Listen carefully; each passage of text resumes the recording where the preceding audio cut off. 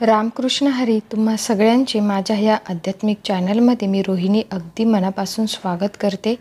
आज आपण श्री देवी भागवत पुराण यातील शेवटचे अध्याय म्हणजेच 121 ते 128 पर्यंत ऐकणार आहोत. तर तुम्ही जर ह्या चॅनलवरती नवीन असाल आणि अजूनही ह्या चॅनलला सबस्क्राईब केले नसेल तर नक्की सबस्क्राईब करा. तसेच व्हिडिओ आवडल्यास लाईक करायला विसरू नका आणि शेअरसुद्धा करा. तर मग चला सुरुवात करूया आणि न विसरता प्लीज व्हिडिओला लाईक करा. 121वा अध्याय गायत्री स्तोत्र. श्री नारायण म्हणाले, देवर्षी, गायत्री स्तोत्र व त्याचे महत्त्व ऐका. हे आदिमाते, आपण सर्व व्यापक, अनंत, अनादी आहात. आपणाला नमस्कार असो. आपण प्रातःकाळी बाला, मध्यान्ही युवती व सायंकाळी वृद्ध अवस्थेत असता तेव्हा आपण क्रमशः हंसारूढ, गरुडारूढ व वृषभारूढ असता. ऋग्वेदाच्या ध्यानी तन्मय असणारी, अंतरिक्षात यजुर्वेदाचा पाठ करणारी, तसेच पृथ्वीवर भ्रमण करताना सामगायन करणारी, अहंकार आणि महातत्वाची प्रकृती आपणच आहात. आपणच इच्छाशक्ती, क्रियाशक्ती आणि ज्ञानशक्ती देणाऱ्या आहात. भारतवर्षातील सर्व नद्या आपणच आहात. इडा, पिंगला, सुषुम्ना, गांधारी, हंतीजिव्हा, पूषा, अपूषा, अलंबू, मुसाकुहू, शंखिनी नावाची प्राणवाहिनी नाड्यांच्या रूपात आपणच शरीरात विद्यमान आहात. मूलाधारात कुंडलिनीच्या रूपात आपणच राहता. त्याप्रमाणे सर्वांच्या रोमकूपात आपणच राहता. त्रैलोक्यात जे काही विद्यमान आहे ते आपणच आहात. येथेच 121वा अध्याय समाप्त होतो. आता 122वा अध्याय गायत्री सहस्रनाम. गायत्रीचे जे सहस्रनाम आहेत ते आता आपण ह्या अध्यायामध्ये ऐकणार आहोत. नारद म्हणाले, प्रभो, आपल्या मुखातून श्रुती, स्मृती व पुराण ऐकून मी धन्य झालो. आता मला ब्रह्मज्ञान, मोक्षसाधन, इहलोक परलोकाची प्रगती, हित कशात आहे ते मला सांगा. श्री नारायण म्हणाले, हे देवर्षी, या सर्वासाठी मी तुला ब्रह्मदेवांनी सांगितलेले गायत्री सहस्रनाम सांगतो. याचा छंद अनुष्टुप असून देवता गायत्री, हलंत अक्षर बीज आणि स्वर ही शक्ती आहे. मातृका मंत्राची 6 अक्षरे याची 6 अंगन्यास आणि करण्यास मानतात.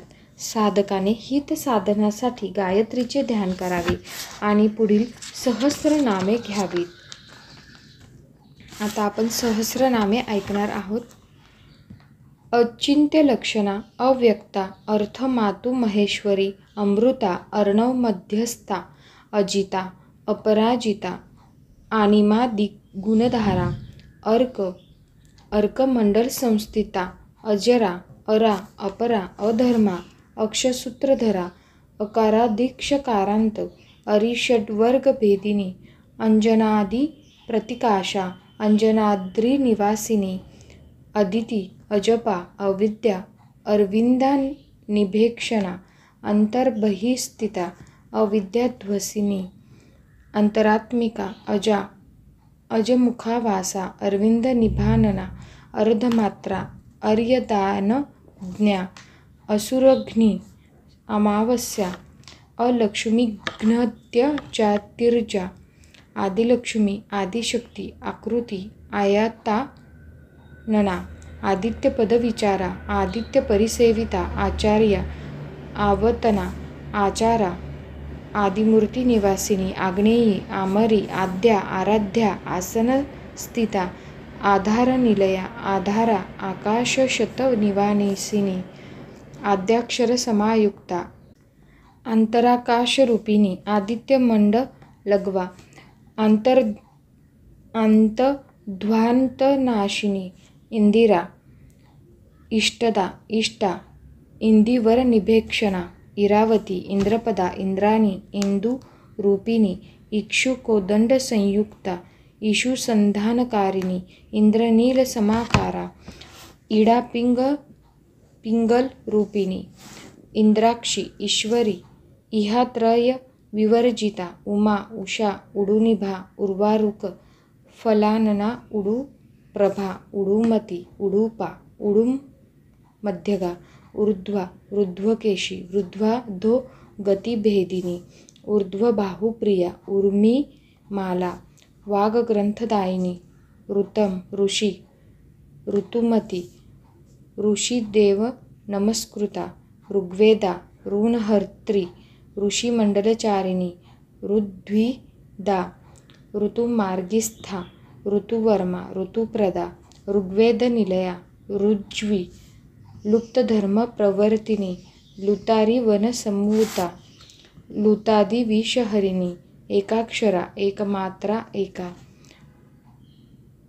ऐककानिष्ठिता ऐन्द्री ऐरावतरूढा एहि कामो शिमप्रदा ओंकारा औषधी ओता ओतप्रोत निवासिनी अरुवा औषधसंपन्ना औपासनफलप्रदा अंडमध्यस्थिता अकारमनुरूपिणी कात्यायनी कालरात्री कामाक्षी कामसुंदरी कमला कामिनी कांता कामदा कालकंठिनी करी कस्तुतम भनभरा करवीर सुवासिनी कल्याणी कुंडलविथी कुरुक्षेत्र निवासिनी कुरुविंददलाकारा कुंडली कामुदालया कालजिह्वा करालास्या कालिका कालरूपिणी कमनीय गुणाकांती कलाधारा कुमुद्वती कौशिकी कमलाकरा कामचार प्रभंजिनी कौमारी करुणापांगी कुकुवंता कररी थिया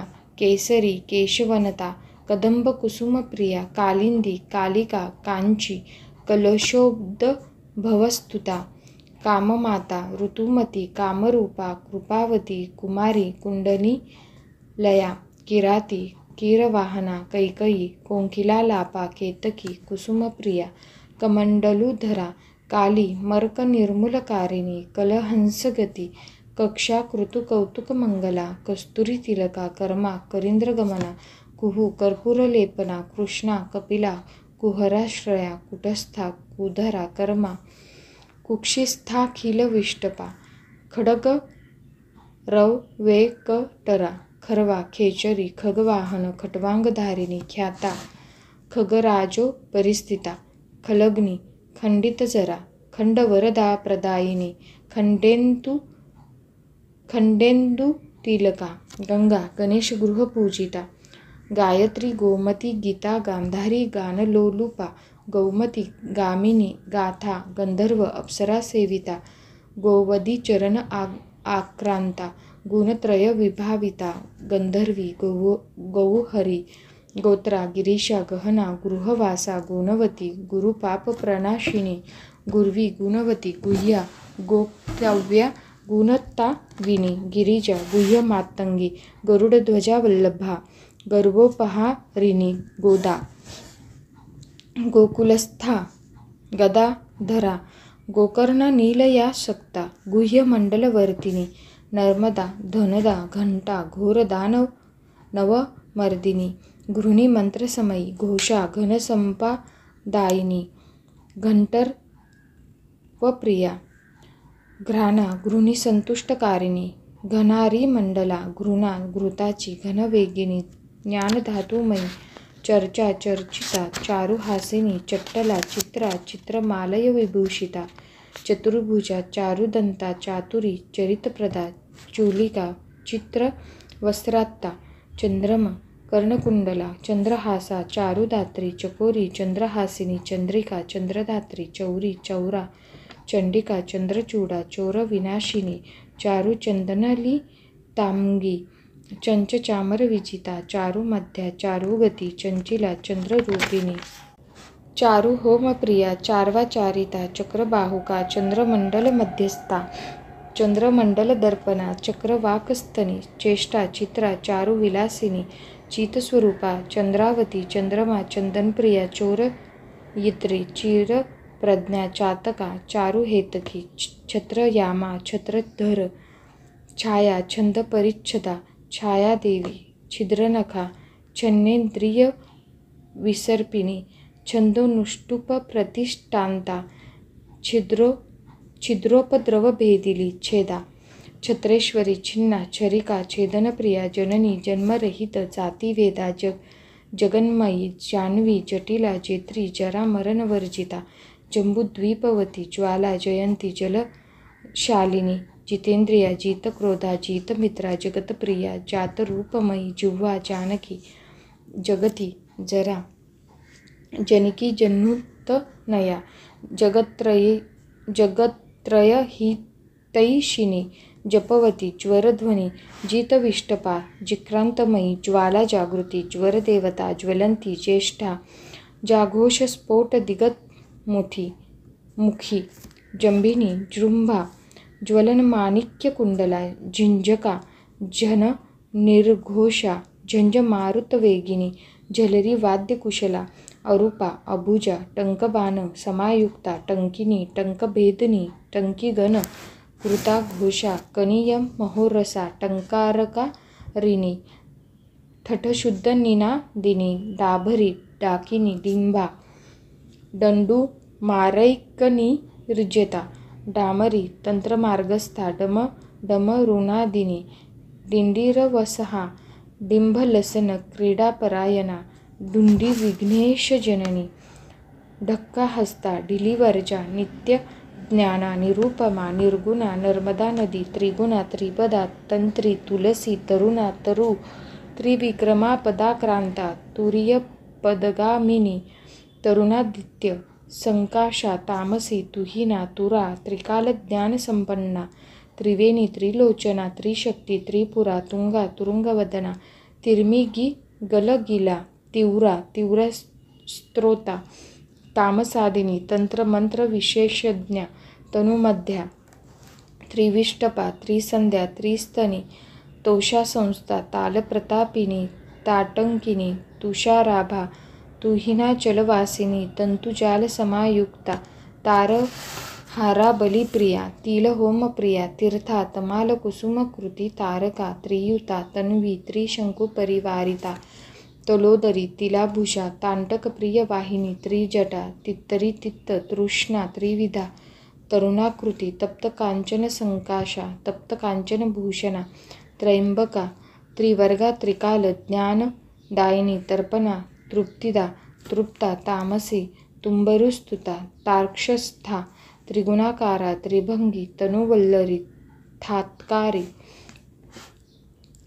थांता दोहिनी दीनवत्सला दानवांतकरी दुर्गा दुर्गासुर निवारिणी देवरीती देवरात्री द्रौपदी दुंदुभिस्वना देवयानी दूरवासा दारिद्र्योद्भव प्रभेदिनी दिवा दामोदरप्रिया दीप्ता दिगवासा दिग्विमोहिनी दंडकारण्यनिलया दंडिनी देवपूजिता दैववंद्या द्वेषिणी दीनानाथस्तुता दानवाकृती दीक्षा दैवतादिस्वरूपिणी धात्री धनुर्धरा धेनु धारिणी धर्मचारिणी धुरंधरा धराधरा धनदा धान्यदोहिनी धर्मशीला धनाध्यक्षा धनुर्वेद विशारदा धृती धन्या धृतपदा धर्मराजप्रिया धुर्वा धूमावती धूमकेशी धर्मशास्त्र प्रकाशिनी नंदा नंदाप्रिया निद्रा नुनुता नंदनात्मिका नर्मदा नलिनी नीला नीलकंठ समाश्रया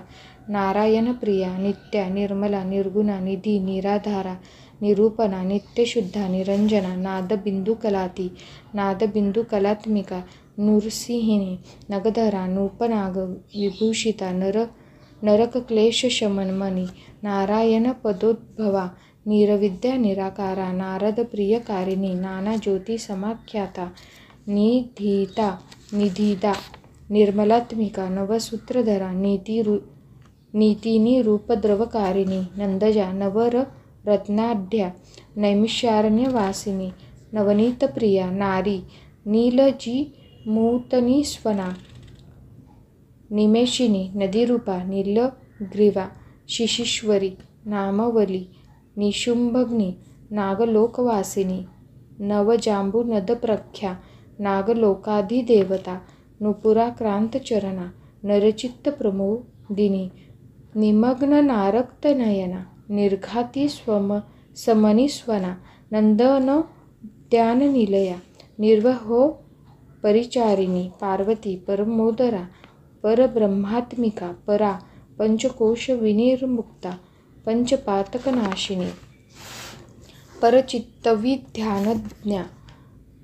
ध्यानज्ञा पंचिका पंचरूपिणी पूर्णिमा परमा प्रीती परतेज प्रकाशिनी पुराणी पौरुषी पुण्या पुंडरीकनिभेक्षणा पाताल तल निर्मग्ना प्रीतिवर्धिनी पावनी पादसहिता पेशला पवनाशिनी प्रजापती परिश्रांता पर्वस्तनमंडला पद्मप्रिया पद्याक्षी पदसंभवा पद्यपत्रा पद्यपरदा पद्मनी पद्मभाषिणी पशुपाशविनिर्मुक्ता पुरंध्री पुरवासिनी पुष्कला पुरुषा पर्वा पारिजातकुसुमप्रिया पावित्रांगी पुष्पहासपरायणा प्रज्ञावती सुता पौत्री पुत्रपूज्या पयस्विनी पट्टीपाशधरा पंक्ती पितृलोकप्रदायिनी पुराणी पुण्यशिला प्रणतार्थी विनाशिनी पद्युम्न जननी पुष्टा पितामहपरिग्रहा पुंडरीकसमानना पृथुजंघा पृथुभुजा पृथुपादा पृथुदरी प्रवालशोभा पिंगलाक्षी पीतवासा प्रजापला प्रसवा पुष्टिदा पुण्या प्रतिष्ठा प्रणवागती पंचवर्णा पंचवाणी पंचिका पंजिरास्थिता परमाया परज्योती परप्रीती परागती काष्ठा परेशानी पावनी पावकद्युती पुण्यभद्रा परिच्छेद्या पुष्पहासा पृथुदरी पीतांगी पीतवासना पीतशय्या पिशाचिनी पीतक्रिया पिशाच्यग्नी पाटलाक्षी पटुक्रिया पंचभक्ष प्रियकरा पूतना प्राणघातिनी पुंतागवन मध्यस्था पुण्यतीर्थनिवेशिता पंचांगी पराशक्ती परम आल्हादकारिणी पुष्पकांडस्थिता पूषा पोषिताखिलविष्टपा पानप्रिया पंचशिखा पन्नगो परिशायनी पंचमात्रात्मिका पृथ्वी पथिका पृथुदोहिनी पुराणन्यायमीमांसा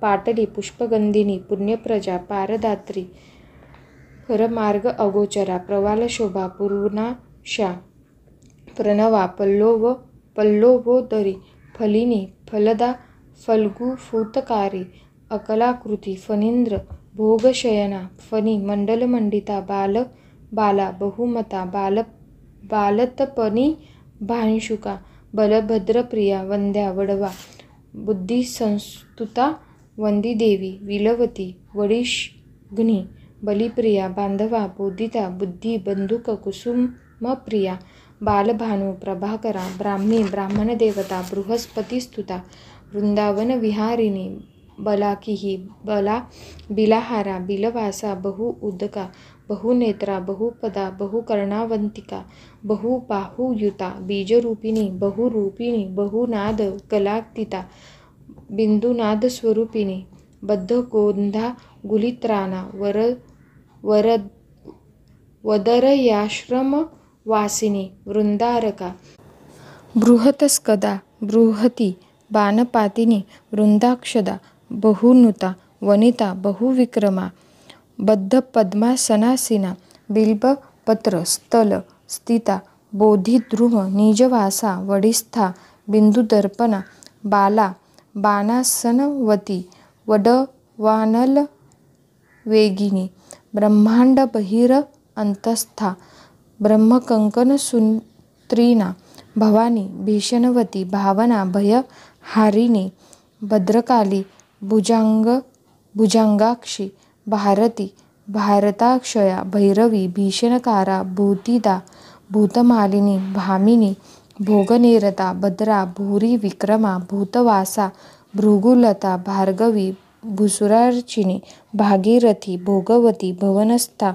भीषग्वरा भामिनी भोगिनी भाषा भवानी भूरी दक्षिणा भर्गात्मिका भीमवती भवबंधविमोचिनी भजनीया भूतधात्री रंजिता भुवनेश्वरी भुजंगवलया भागध्येयिनी माता माया मधुमती मधुजिह्वा मधुप्रिया महादेवी महाभागा मालिनी मीनलोचना मायातीता मधुमती मधुद्रवा मानवी मधुसंभता मिथिलापुरवासिनी मधुकैटभ सहंत्री मेदिनी मेघमालिनी मंदोदरी माया महामाया मैथिली मसृण प्रिया, महालक्ष्मी, महाकाली, महाकन्या, महेश्वरी, माहेंद्री, मेरुतनया, मंदार कुसुमार्चिता, मंजू मंजीर चरणा, मोक्षदा, मंजूभाषिणी, मधुरद्राविणी, मुद्रा, मलया, मलयान्विता, विंता, मेधा, मरकतश्यामा, मागधी,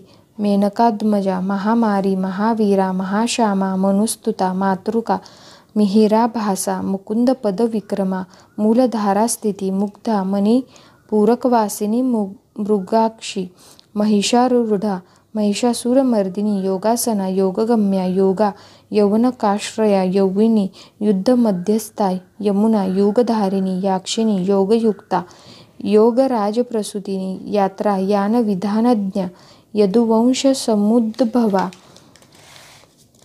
यकारादिहकारान्ता, यामिनी, योगनिरता, यातु धानभयंकरी, रुक्मिणी, रमणी, रामा, रेवती, रेणुका, रती, रौद्री, रौद्रप्रिया, जारा, राजमाता, रतिप्रिया, रोहिणी, राजदा, रेखा, रमा, राजीवलोचना, राकेशी, रूपसंपन्ना, रन्नसिंहासनस्थिता, रक्तमाल्यांबरधरा, रक्तगंधालुलेपना, राजहंस समारूढा, रंभा, रक्तबालीप्रिया, रमणीय, युगाधारा, राजिताखिलभूतला, रुरु, चर्मपरिधाना, रथिनी, रत्नमालिका, रोगेशी, रोगशमनी, राविणी, रोमहर्षिणी, रामचंद्रपदाक्रांता, रावणच्छेदकारिणी, रत्नवस्त्रपरिंछता, रथस्था, रुक्मभूषणा, लज्जाधिदेवता, लोला, ललिता, लिंगधारिणी, लक्ष्मी, लीला, लंबोदरी, देवी, ललना, लोकधारिणी, वरदा, वंदिता, विद्या, वैष्णवी, विमलाकृती,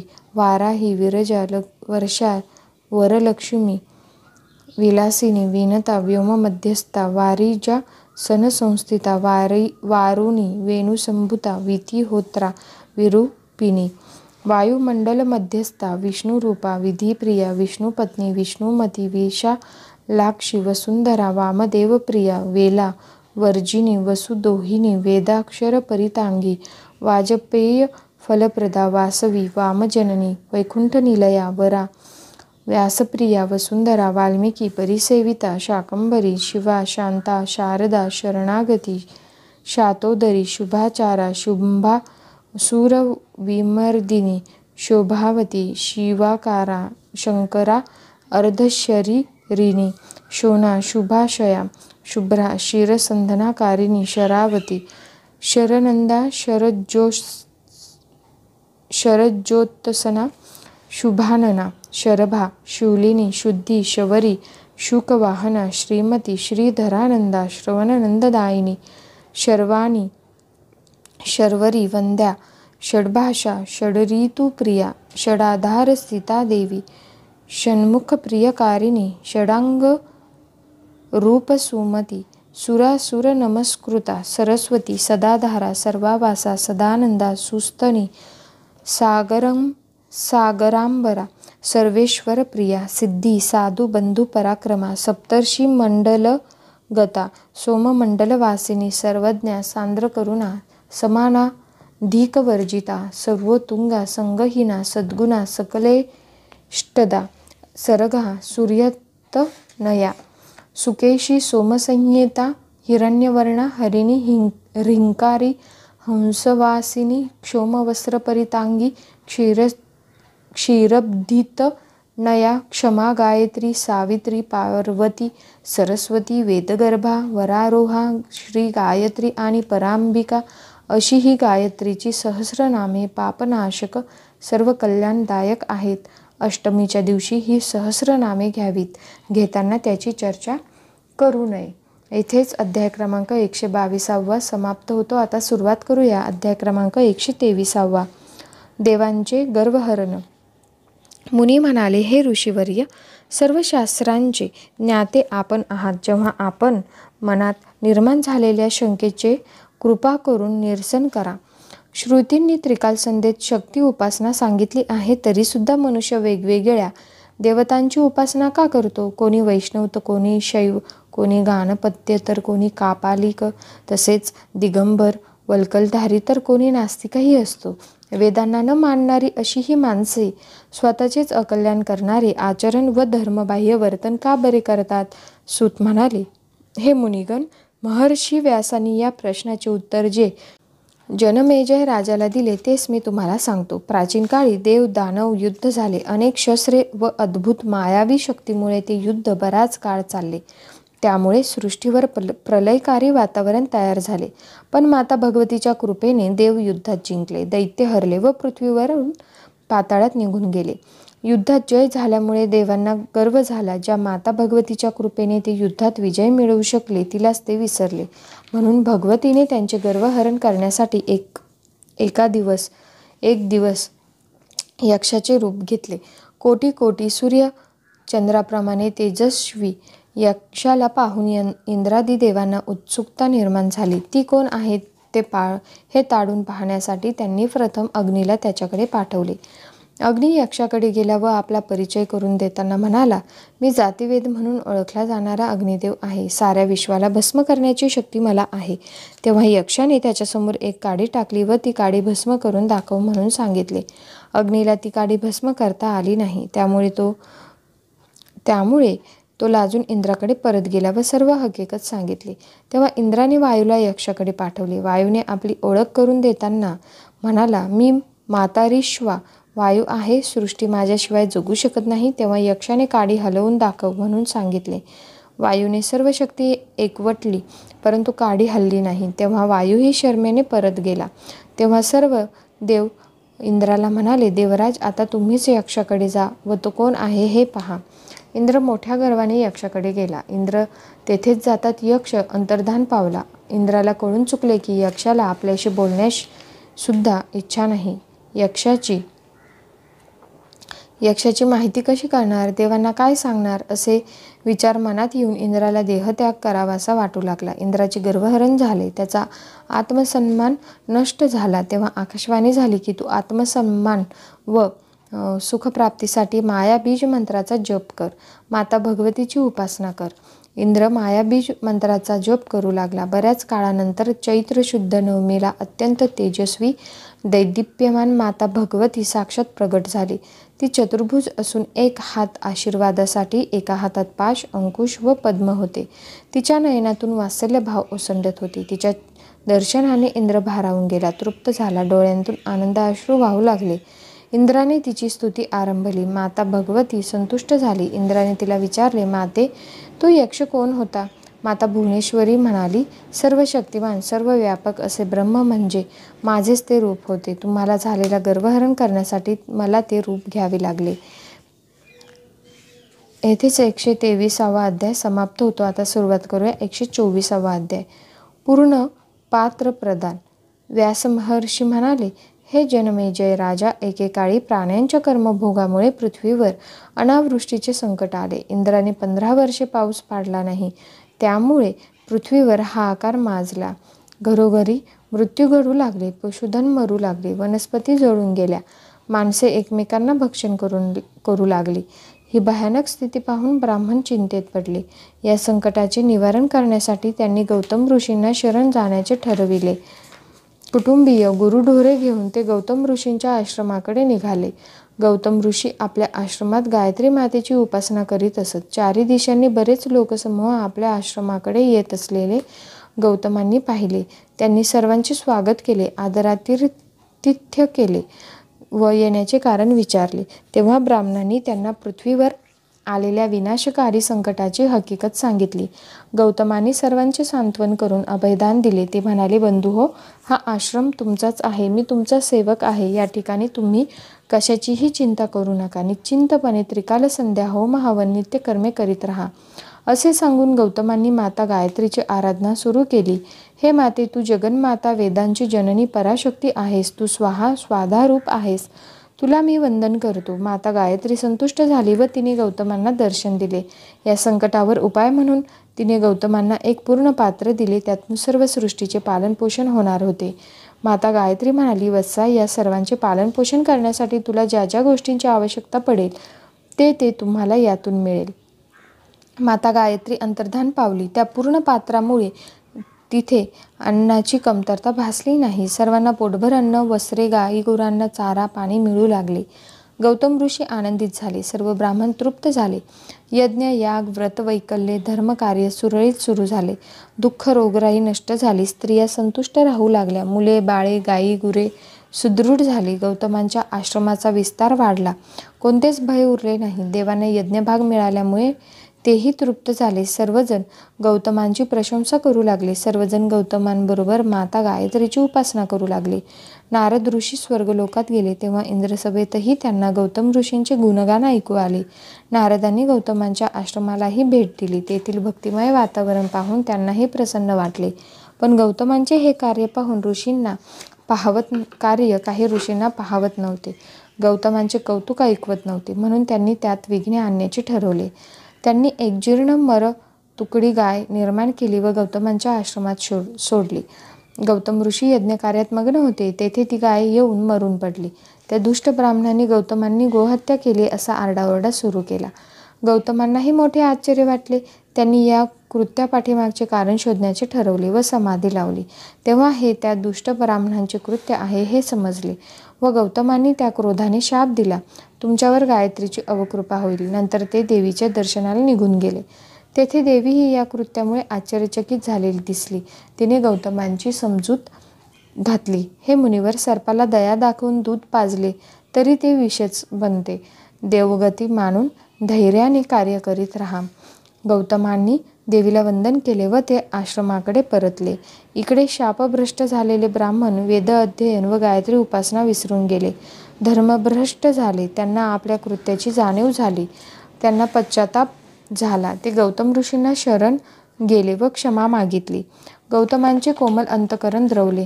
त्यांनी त्या ब्राह्मणांना उशाप दिला, हे द्विजहो, तुम्ही कृष्ण अवतारापर्यंत कुंभीपाक नरक यातना भोगाल, कारण माझा शाप खोटा ठरणार नाही. पण कलियुगात मात्र पृथ्वीवर जन्म घ्याल. तेव्हा शापातून मुक्त होण्यासाठी माता गायत्रीची उपासना करा. तुमची मनोकामना पूर्ण होईल. व्यास महर्षी म्हणतात, हे राजन, गौतमांनी उशाप दिल्याने ब्राह्मण निघून गेले. भगवान विष्णूंनी श्रीकृष्ण अवतारात देहत्याग केला तेव्हा त्या सर्वांची कुंभीपाक नरकातून सुटका झाली. येथेच अध्याय क्रमांक 124 समाप्त होतो. आता सुरुवात करूया 125. मणिद्वीप वर्णन. व्यास महर्षी म्हणतात, हे नृपवरा, माता भुवनेश्वरीचे जे निवासस्थान मणिद्वीप आहे त्याविषयी सांगतो. त्रैलोक्यापेक्षा वेगळे असे हे स्थान आहे. त्याची निर्मिती स्वतः माता भगवतीने केली आहे. सर्व सांसारिक त्रासापासून मुक्त व सर्व ब्रह्मांडाला छत्रछाया देणारे असे हे क्षेत्र आहे. खूप लांब योजने दूर विस्तार असलेल्या अशा अमृतसागरांनी हे द्वीप वेढलेले आहे. त्याच्या किनारी रत्नमय वृक्ष आहेत. तटावर एक लोकयुक्त व गगनचुंबी असा कोट आहे. विविध वृक्षांनी बहरलेल्या वाटिका तेथे आहेत. त्या लोहाच्या कोटापलीकडे काशाचा कोट आहे. त्याच्या पलीकडे तांब्याचा कोट आहे. त्यामध्ये आरशांचा तट आहे. त्याच्या पुढे 7 योजने दूर पितळेचा कोट आहे. यापुढे 7 योजने लांब पंचधातूचा कोट आहे. त्याच्या आत मंदार वृक्षांची वाटिका आहे. त्याच्या मागे 7 योजने लांब चांदीचा तट आहे. त्यात विशाल शिखर आहे. चांदीच्या तटामागे सोन्याचा तट आहे. तो 7 योजने लांब असून त्याला सौवर्णशाल असे नाव आहे. त्यापुढे पुष्पराग मण्यांनी बनलेला 7 योजने विस्ताराचा तेजस्वी असा कोट आहे. या मणिद्वीपाच्या पूर्वेला सुंदर उपवनांनी उंच उंच शिखरांनी नटलेली देवराज इंद्राची अमरावती नगरी आहे. देवांगना, अप्सरा, शची व इंद्रादी देव तेथे राहतात. मणिद्वीपाच्या आग्नेय दिशेला अग्नीची वन्ही नगरी आहे. तेथे स्वाहा व स्वधा या पत्नीसह अग्नीची वस्ती आहे. दक्षिण दिशेला यमपुरी आहे. तेथे आपल्या सहकाऱ्यांसमवेत यमराज राहतात. नैऋत्येला दैत्यांची नगरी आहे. तेथे दैत्य परिवार व निऋती वस्ती करतात. पश्चिमेला वारुणीसह पाशधारी वरुणाचे निवासस्थान आहे. वायव्येला त्रिनेत्रधारी मृगवाहिनी वायुदेवता राहतात. शक्ती मरुद्गणही राहतात. उत्तरेला यक्षगण रुद्धी निधीसह कुबेर राहतात. ईशान्येला रुद्रलोक आहे. या ठिकाणी रुद्राधिपती भगवान शिवाची वस्ती आहे. त्यांनी तरकश धारण केले असून डाव्या हातात धनुष्यबाण आहे. तेथे अनेक शक्तिमान रुद्रगण आहेत. रुद्राने भद्रकाली, मातृका व वीरभद्रही आहे. येथेच अध्याय क्रमांक 125 समाप्त होतो. आता सुरुवात करूया 126वा अध्याय, भगवतीचा निवास. व्यास महर्षी म्हणतात, पोखराज निर्मित परकोटाच्या पलीकडे कुंकुमतुल्य अरुण विग्रह संपन्न पद्मराग मण्यांनी बनविलेला एक कोट आहे. तेथील भूमी ही सुशोभित आहे. 10 योजने विस्तार असलेला गोपुर आणि द्वार यांनी सुशोभित असा कोट आहे. तेथे पद्मराग मण्यांचे स्तंभ व शेकडो मंडप आहेत. मध्यभागी अनेक शस्त्रास्त्रांनी युक्त रत्नाभूषणांनी नटलेल्या 64 कलांचे निवासस्थान आहे. पद्मराग तटाच्या मागे गोमेद मण्यांचा 10 योजने विस्तृत तट आहे. तेथे 32 सुविख्यात महादेवी शक्तीसह विभिन्न शस्त्रे गोमेद मण्यांनी सुसज्जित आहेत. विद्या, री, पुष्टी, प्रज्ञा, सिनीवाली, कुहू, रुद्रा, वीर्या, प्रभा, नंदा, पोषिणी, रुद्धिदा, कालरात्री, भद्रकाली, कर्पदिनी, विकृती, दंडिनी, मुंडिनी, सेंदुखडा, शिखंडिनी, निशुंभ, मथिनी, महिषासुरमर्दिनी, इंद्राणी, रुद्राणी, शंकरार्ध शरीरिणी, नारी, नारायणी, त्रिशूलिनी, पालिनी, अंबिका आणि हलादिनी या 32 शक्ती तेथे निवास करतात. या क्रोधित झाल्या तर ब्रह्मांडाचा नाश करतात. गोमेद प्रकारामागे वज्र मणिकोट आहे. गोपूर आणि द्वारांनी सजलेला 10 योजने लांब कोट आहे. त्यात माता भगवतीच्या परिचारिका व दासी राहतात. हिऱ्यांच्या कोटामागे वैडूर्य मण्यांचा परकोट आहे. याच्या 8 दिशांनी ब्राह्मी देवी आपल्या गणांसह निवास करतात. याच्या आत इंद्रनील मण्यांपासून बनविलेला कोट आहे. हा 10 योजने उंच असून त्यात आत मोत्यांचा कोट आहे. यापुढे महामरकत मण्यांचा कोट आहे. त्यापुढे प्रवाल प्राकार असून त्याही पुढे नवरत्नांनी बनवलेला प्राकार आहे. त्यापुढे चिंतामणींनी बनविलेले मंदिर आहे. याच्या मध्यभागी माता भगवतीचे निवासस्थान आहे. त्यात 4 मंडप आहेत. शृंगार मंडप, मुक्ती मंडप, तृतीय ज्ञान मंडप, चतुर्थ एकांत मंडप आहेत. ते विभिन्न वितानयुक्त धूपांनी सुगंधित झाले आहेत. शेकडो सूर्यांचे तेज तेथे प्रभावित झाले आहे. त्याच्या सर्व बाजूंना केशरांच्या वाटिका आहेत. सर्व सुखे तेथे हात जोडून उभी आहेत. असे परमसुखदायी कल्याणदायी भुवनेश्वरीचे निवासस्थान आहे. येथेच अध्याय क्रमांक 126वा समाप्त होतो. सुरुवात करूया 127वा अध्याय, जनमेजयाचा आंबायज्ञ. व्यास महर्षी म्हणतात, हे राजन, तू परीक्षित राजा म्हणजेच तुझ्या पित्याच्या दुर्गतीमुळे दुःखी झाला असशील. ती खिन्नता घालवण्यासाठी आंबायज्ञाचे अनुष्ठान कर. सूत म्हणाले, हे शौनका, राजा जनमेजयाने महर्षी व्यासांचे वचन ऐकून त्यांनाच विनंती केली व देवीचा प्रणवमय महामंत्र देऊन दीक्षा देण्याची विनंती केली. नवरात्रीच्या काळात कुलगुरू धौम्य ऋषींना बोलावून कृपणताररहित आंबायज्ञ केला. पुराण पठन केले. ब्राह्मण, सुवासिनी, कुमारी, ब्रह्मचारी, गरीब, अनाथ यांना भोजन दिले व द्रव्य दक्षिणा देऊन तृप्त केले. जनमेजयाने आंबायज्ञ केला हे ऐकून नारद मुनी तेथे आले. राजाने त्यांचे स्वागत आदरातिथ्य केले. आगमनाचे कारण विचारले तेव्हा नारद मुनी म्हणाले, तुझा दुर्गती प्राप्त झालेला पिता मुक्त झाला आहे आणि श्रेष्ठ तेजस्वी दिव्य विमानातून मणिद्वीपाला गेला आहे. देवी भागवत ऐकल्याचे फळ त्याला मिळाले आहे. तू केलेल्या आंबायज्ञाच्या अनुष्ठानामुळे त्याला श्रेष्ठ गती प्राप्त झाली आहे. तू धन्य आहेस. स्वर्गलोकी तुझ्या यशाचे गुण गायले जात आहेत. राजाने कृतज्ञतापूर्वक व्यास महर्षींना दंडवत घातला. येथेच अध्याय क्रमांक 127वा समाप्त होतो. सुरुवात करूया 128वा अध्याय, फलश्रुती. सूत म्हणाले, हे मुनिवर हो, माता भगवतीच्या मुखातून जो अर्धा श्लोक निघाला होता तो श्रीमद भागवत म्हणजेच वैदिक सिद्धांताचा बोध करून देणारा अर्ध श्लोक होय. वडाच्या पानावर भगवान विष्णू बालरूपात पहुडले होते तेव्हा देवी भगवतीने त्यांना उपदेश केला. ब्रह्मदेवांनी त्याचा विस्तार केला. शुकदेवांना शिकवण्यासाठी व्यासांनी त्याचे समरूपात ग्रहण केले आणि त्याला देवी भागवत पुराण असे संबोधिले. त्याची पूजा भाद्रपद पौर्णिमेला भक्तिभावाने करावी. पुराण पठण व दानधर्म केल्याने पृथ्वीदानाचे पुण्य मिळते. ज्या घरात हा ग्रंथ पूजिला जातो त्या घरातून लक्ष्मी व सरस्वतीचा वास नेहमी असतो. हा ग्रंथ 4 वेदांचे सार आहे. याला मी वंदन करतो. सुतांचे हे वचन ऐकून नैमिष्य अरण्यातील निवासी तपोनिष्ठांनी त्यांचे भक्तिपूर्वक पूजन केले.